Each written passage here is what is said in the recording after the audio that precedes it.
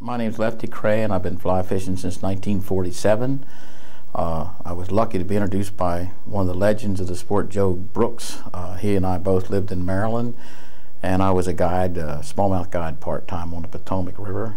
And I took Joe fishing one day, and it was kind of windy, and at that time I was using plug casting tackle. There wasn't much spinning tackle at that time. And I suggested he might want to use one of my fishing rods, and he said, why? I said, well, it's kind of windy. And he said, well, do you mind if I try fly fishing? And I said, no, go ahead. Well, it turned out he caught almost as many fish as I did on my water, which don't usually happen when you go with the local experts, you know. And it impressed me so much. And then at lunchtime, we sat on the ledge and we watched these fish rise in smallmouth, which I know now were taking flying ants, but I didn't know anything about it at that time.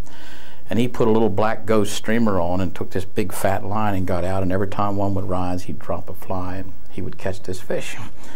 And I said, I got to have some of this. So the next day, I paid for it, but he picked me out a rod and reel, which was one of the early fiberglass rods, and wonder now how I ever cast with it. But he gave me my first casting lesson. He left town the next day. I don't know if that was the reason or not, but I started there, and then I began fishing.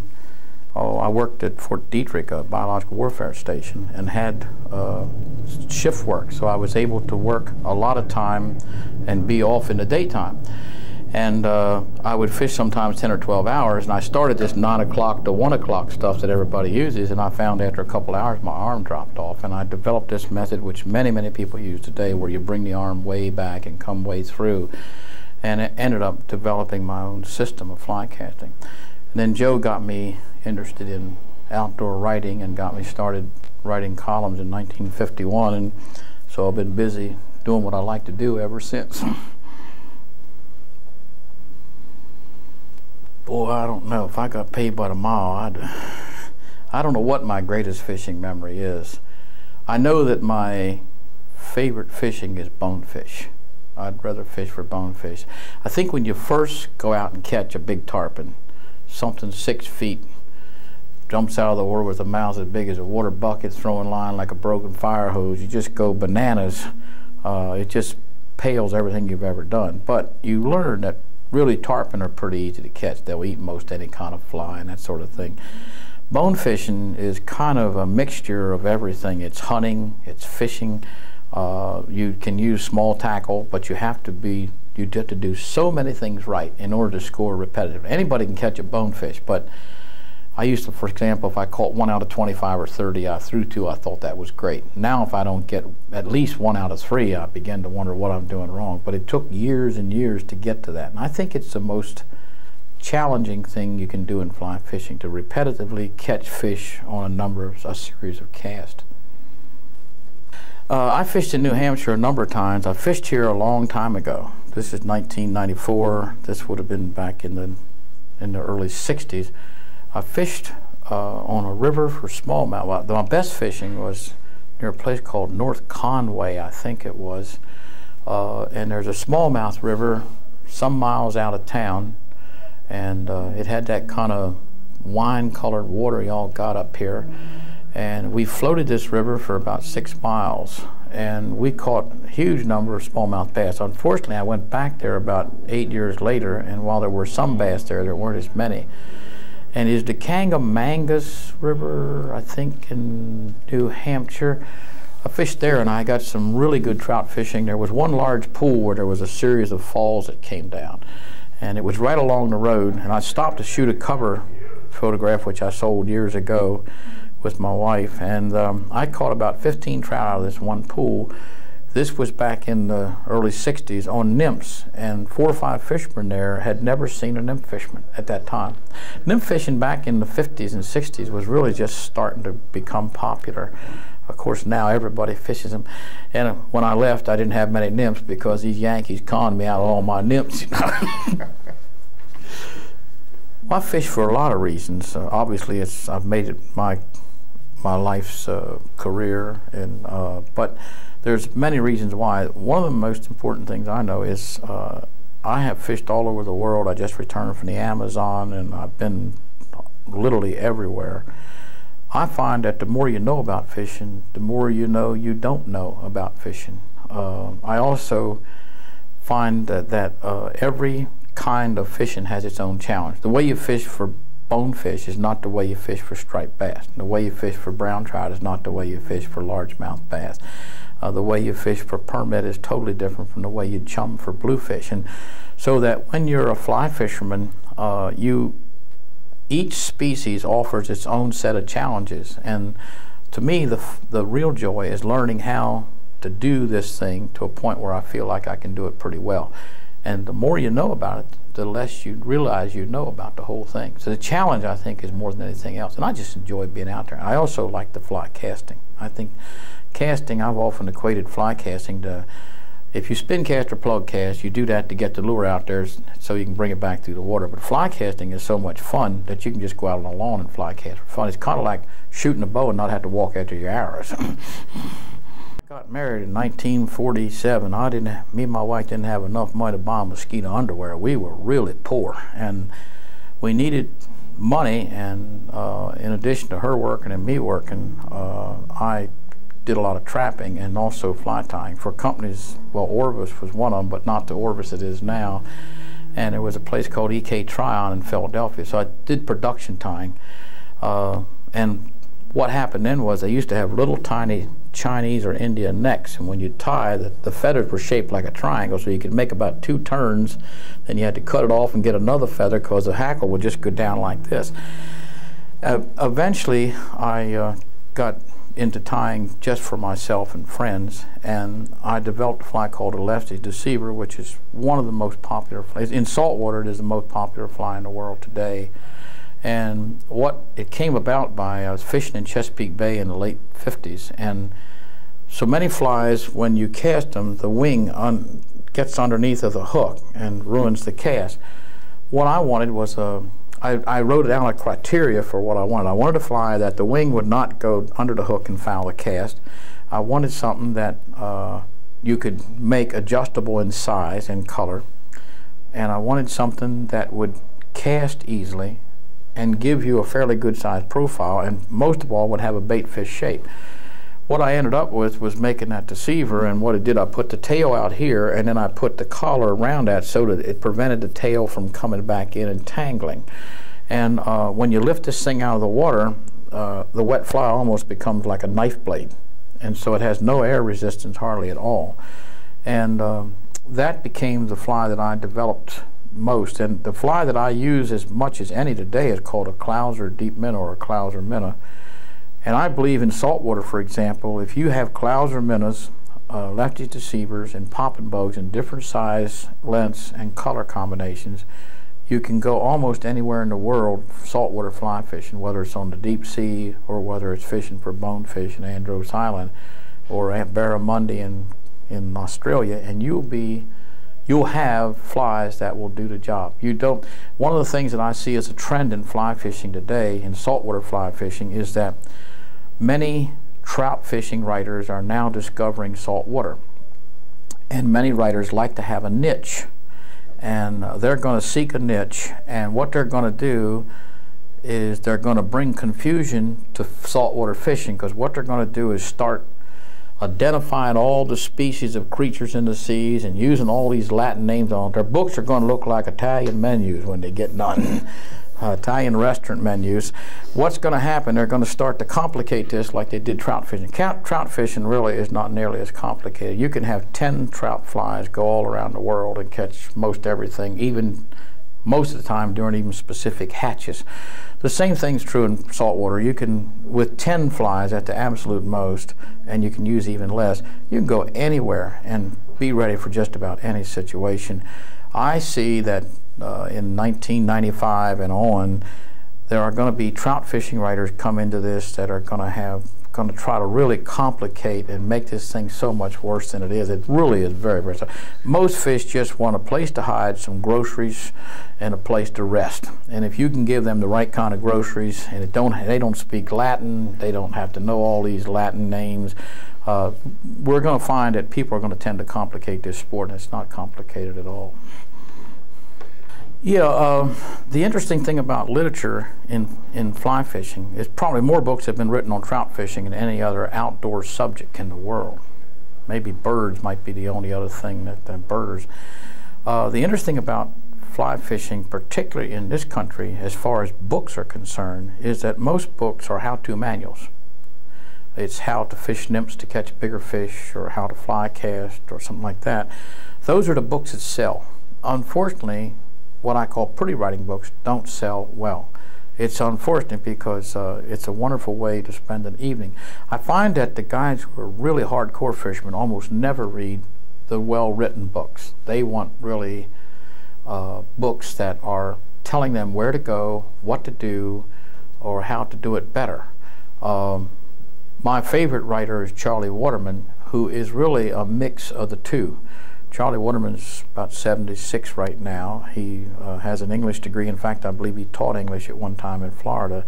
But Charlie can write beautiful literature and still give you a lot of how-to, and I think he offers the best combination. One of the things I think that's a tragedy is one of our leading fly fishing magazines reviews fishing books and videos, but they review them on the standards of whether Hemingway wrote these things or somebody from Hollywood produced this video. And what they don't understand is that almost all the books that come out today on fly fishing are not literature oriented or critically acclaimed books.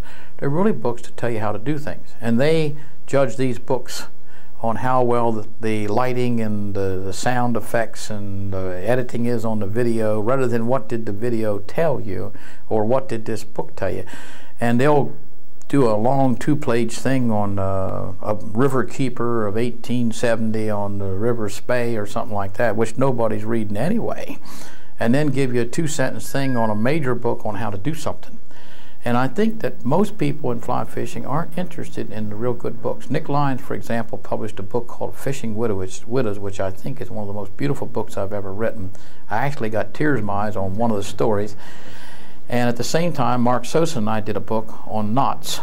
And in 2 years, we had sold 60,000 copies, and he had sold 2,600.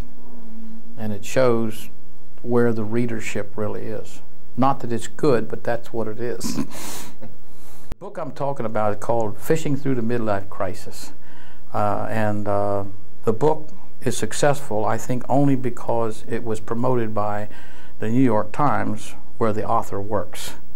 And if you read the book carefully, you will find that the author has snide and unkind remarks to make about all kinds of people in our business. He talks about Ed Shank, who's a wonderful fellow, as some sort of little fellow skulking around under bridges and stuff, and this guy's contributed a great deal.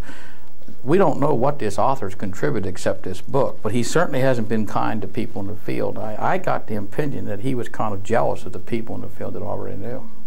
And the nice thing about, one of the nicest things about fly fishing, one of the really nicest things about fly fishing, that almost everybody in it, and particularly the professional people, are nice people.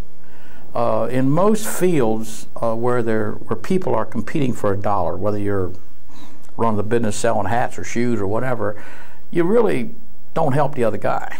But in our business, a writer will write me and say, if you got a photograph of a cobia I need it for an article, or I'll write them and say, can you send me 6 of your fly patterns or an article I'm doing? They'll tie them up and send them to me. We really cooperate very well, and I have found too, and I'm 70 years old this month, that the few people who were really in this for themselves, most of them ain't around anymore. The guys there's two kinds of outdoor writers in our field. There are people who display knowledge and people who share knowledge. The people who display knowledge usually don't last.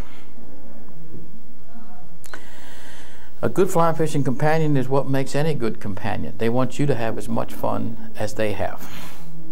A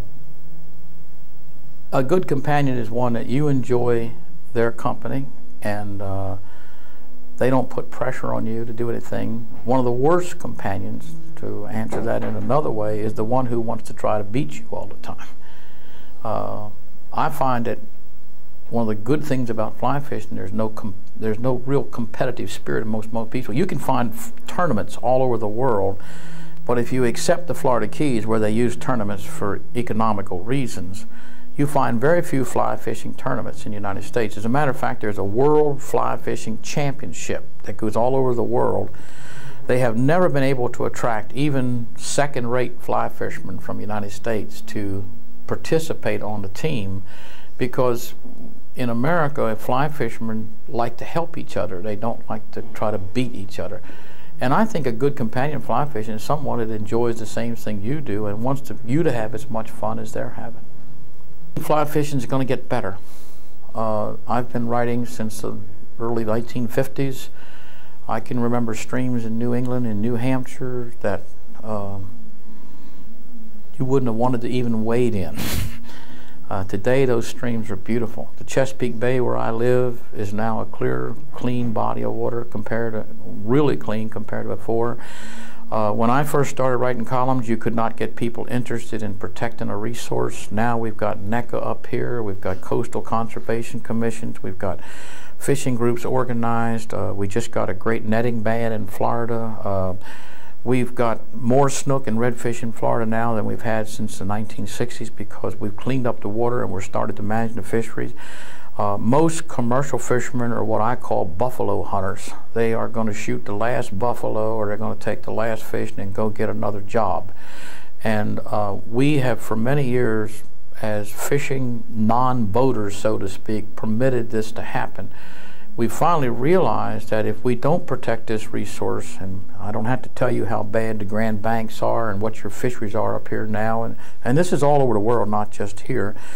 But what's happened, the people who enjoy these resources are now banding together, and they're really learning to use the laws and science to promote things. We also have probably 100 tail race trout streams in the United States that we didn't have 30 years ago. Water quality's up, land management practices are better, storm management drain. In Maryland where I live, we have fantastic storm drain management systems where no more water can come off of this property than was after you build. And before, we've, for example, built big cisterns with rocks in them, and the water that falls on this new development all goes to this area and then it drains out through the soil so the rivers stay at a constant flow. People are more aware of not killing fish. If you think back of in New Hampshire, for example, if you go look at a fly fishing photograph in the 1920s, there'll be 100 trout strung up on sticks or strings. Today, if you see a guy, he's putting the fish back.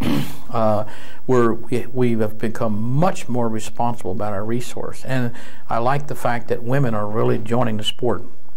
It can only enhance things. So I really think the future of fly fishing is very positive.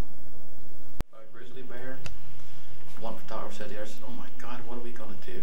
The other said, "I don't know, but one of us is going to get a hell of a photograph out of this." And there are two parts to that. Your line is on the water when you make your first back cast.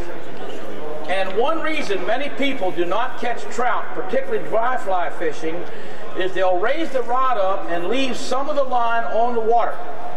If you leave even a foot of line on the water, if you look at the line out here and I rip it loose, you just scared the fire out of any trout anywhere near that line. When you rip lines off the water, you frighten a fish. What happens is surface tension grabs the line and it doesn't want to let go, and that causes you to rip it. One of the reasons that most people can't pick up a long line that's on the water is they get up so much line, then they make a back cast, and there's so much line being gripped with the surface tension, they don't have the strength to get it loose. But if you put the rod down low and watch the end of the line, when it comes out of the water, make no problem making the cast. Now you can make a cast as long as you want because you got the line out of the water before you ever made the cast. The second thing is that not only have you got to get it out of the water, but regardless of whether it's a back cast or a forward cast, you've got to get the end of the line moving before you can make a cast. If you got slack in here and you come up and make a back cast, all you're doing is pulling slack out of the line. You're not moving the fly. So what you need when you make your back cast or forward cast, you got to get the line moving and then make the cast. Looks to me like I got a knot in here. Let me check this line. Yeah. Looks like it's been in there a long time. We'll just leave it in there. You want to make the end of the line move before you make a back cast, and you've got to get it moving this way before you can make another cast. And this is important because what happens to most people, they throw back casts that look like that. People don't look at your back cast, and I know why. When you got a big sag like this in your line, when you come forward, you're not making a forward cast. If I lay this line on the grass, put a big U in it here like a sag. If you look back there at the end of the line, remember the rod's pointing at it, watch when the end of the line moves. It just moved. Look where the rod's at. So if you have any sag in your line or a big loop like this, and you come forward, you're not moving the fly, you're straightening the line. It's quite similar to the same thing as if you took a garden hose and started walking on with the one end of the hose, the sprinkler ain't going to move till you straighten the hose out. So you got to have a straight cast in both directions, or you got to get the loop moving. If you make a nice straight cast behind you like this, as soon as you move it, you can throw the rod down and the line's going to go, because if your line is straight, the moment you move, you're moving the fly. Okay. Rule number 3. All your casts are divided into 2 parts. There's a long motion and a quick speed up and stop. A long motion and a short speed up and stop. The line's going to go in a direction in which the tip speeds up and stops at the end of the cast. If I speed up and stop down the middle of this tank, going like that, that line goes in the direction I stop. It's quite similar to a bullet going out a rifle barrel. If you pull the trigger on a rifle, when the bullet goes out the barrel, you can throw the gun away and the bullet's going to go where you struck. Same thing here. When this stops going down there, I can put the rod all the way back here. The line is going to end up in the middle of the tank. Now, why is that important? It's important because it tells you, first of all, if you're doing things wrong, and secondly, how to get a job done. For example, there's a fellow right there behind the speaker with a plastic bag, and I could curve this line right around like this and drop it. Sorry, hit that speaker. Now, Mr. Speaker, see it drop right on the man. Now, we'll take again down to the guy with the orange jacket down there. You fella. Or if I wanted to curve it around behind the last speaker, it'll curve right around behind the speaker. Now, this looks like a lot of magic, and there's nothing to it.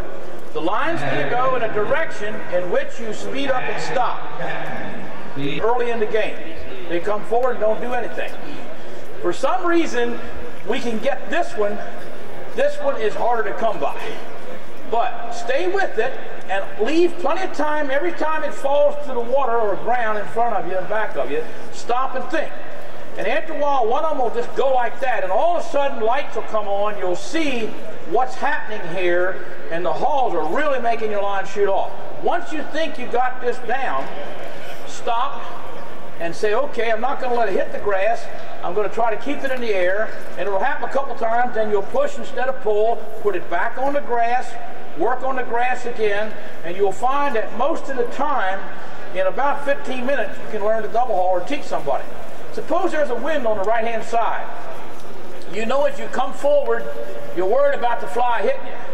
What you ought to do is learn to cast left-handed. I had to learn to cast right-handed, but you ain't going to do it. So let me show right-handers, if there's a wind, how you can beat the wind. You know the wind's going to blow the line this way. I won't do it real low, but normally what I do, I'd throw a low cast out here sideways. That keeps the fly line from flying into me. As I come around, I know the wind's going to blow the line. If I tilt the rod a little bit to the left, the line comes over my left shoulder, and I'm casting in a normal manner. Over, see it? And you're casting, and the line will come right over your left shoulder, be no hit. Suppose that you want to throw a real high back cast. Sometimes in trout you have that problem, or sometimes if you're down in the surf or there's a sandbank or something behind you, you need to throw a high back cast. What most people do is try to throw it up this way. The line goes in the direction you speed up and stop. If you turn your thumb around, you can go the other way. So if I put my thumb down here, like this, I can throw a real high back cast and come back here. Now, if I go this way, the line goes there. But if I speed up and stop here, the line goes there. And if I speed up and stop right up here, this line will go almost vertically over my head. I can make the cast. If you want to throw in a hole behind you, for example, there's a hole in the curtain back here. If you do it in a normal manner, chances are it ain't going to go through the hole. But if you turn the rod around like this and look at the hole, you can throw it right in the hole. So the way you'd make that kind of cast would be to face the target, put your thumb under before you start, throw at the hole, come right around, and what you're really doing is making 2 forward casts. May I have attention, please?